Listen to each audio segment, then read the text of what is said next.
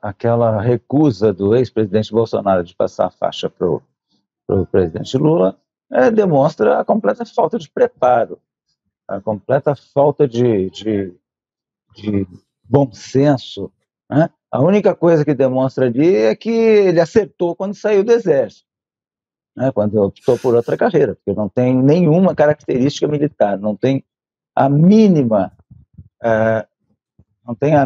não incorpora os mínimos valores militares, chegando ao ponto de se comparar com a vida militar, a deserção dele para Miami antes de... Aquilo é uma deserção do ponto de vista militar.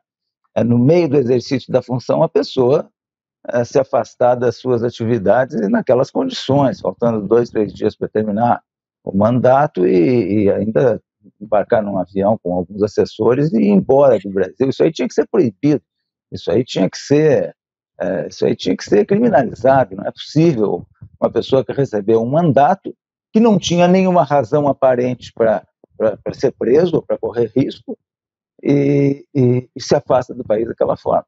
Então, todo aquele conjunto de coisas, não é só não passar a faixa, todo aquele conjunto de coisas demonstra que não tem nenhum entendimento do que é a vida militar, a responsabilidade, etc. Então, eu acho que aquilo ali mostra bem que ele acertou quando optou por se afastar das Forças Armadas.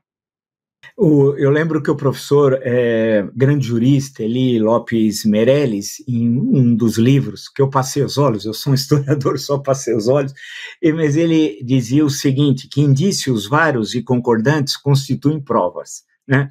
E é interessante justamente essa ideia do direito, que indícios vários e concordantes constituem provas. Nesse caso, em tela, tudo indica que tenha sido ocorrido ilícitos, e no plural, muito graves, né, que pode ser peculato, pode ser até corrupção passiva, pode ser, nós estamos tratando das hipóteses, formação de quadrilha, etc, etc, etc.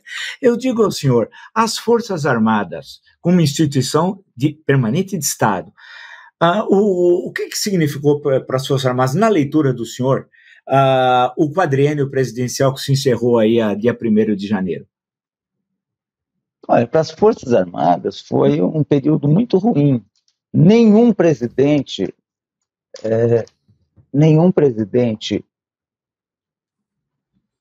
fez uma traição tão grande para as Forças Armadas como foi o caso do ex-presidente Bolsonaro.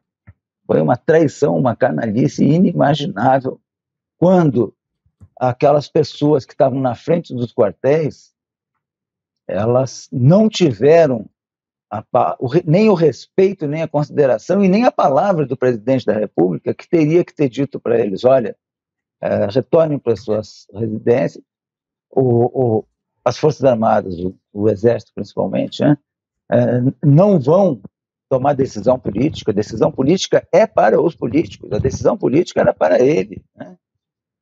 Ou essa conversa poderia ser por ele ou através do ministro da Defesa, que também tem uma posição política, mas não se dirigiram àquelas pessoas, mostrando o máximo de desconsideração, de desonestidade com elas, e dizer, a expectativa de vocês, de que as Forças Armadas vão tomar uma decisão política, não vai se realizar. Voltem para suas casas. Teria que dizer isso. Ficou 2 meses em silêncio, fazendo encenações, né? Vitimização, e um volume de fake news muito forte, sempre dizendo que ia ter uma decisão espetacular daqui a 72 horas, né? As coisas assim, para manter aquelas pessoas ali. Ele tinha que se dirigir àquelas pessoas, no mínimo, antes da atitude covarde de sair do país, devia ter dito, olha, eu estou saindo do país, vocês voltem para suas casas. E tinha que explicar, era uma obrigação funcional explicar que as decisões políticas são para os políticos. E que não era o caso do Exército tomar uma decisão política. Mas não, deixou toda aquela situação, né? E aí depois aparecem os super-heróis, que hoje está na moda também, qualquer um ficar falando mal dos comandantes, falando mal do Exército, etc. Agora está na moda, qualquer um. Qualquer pessoa desqualificada pode fazer isso daí, fazer um videozinho. Isso foi um absurdo, isso foi a maior traição, a maior canalice que eu já vi fazer com as Forças Armadas em toda a minha vida. Essa transferência de responsabilidade foi uma das coisas mais irresponsáveis que eu assisti.